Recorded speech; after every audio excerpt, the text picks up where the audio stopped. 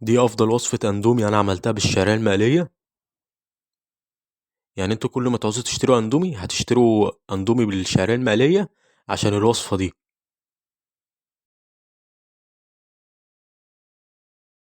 صباح الخير او مساء الخير على حسب ما بتشوف الفيديو. هتجيب كيس اندومي الشعرية المقلية ب10 جنيه.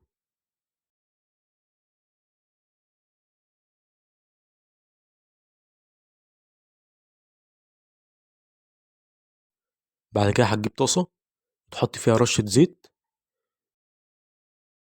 بعد كده هتحط بهارات سرية من عند العطار، البهارات دي بتتحط على اللحمة والفراخ، وانا قلت اجربها واحطها على الاندومي.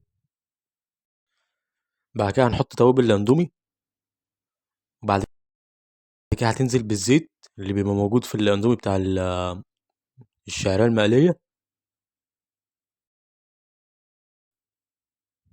وفي الاخر خالص بقى هحط التاتش بتاعي اللي هو ايه بقى، معلقة عسل نحل صغيرة، وهنقلب كل دول مع بعض ونمكس بقى. وبعد كده هتحط الاندومي،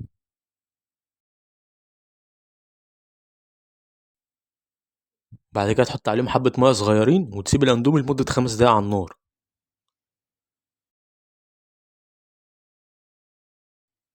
وزي ما انتوا شايفين اهي الاندومي اهي قدامكم استوت.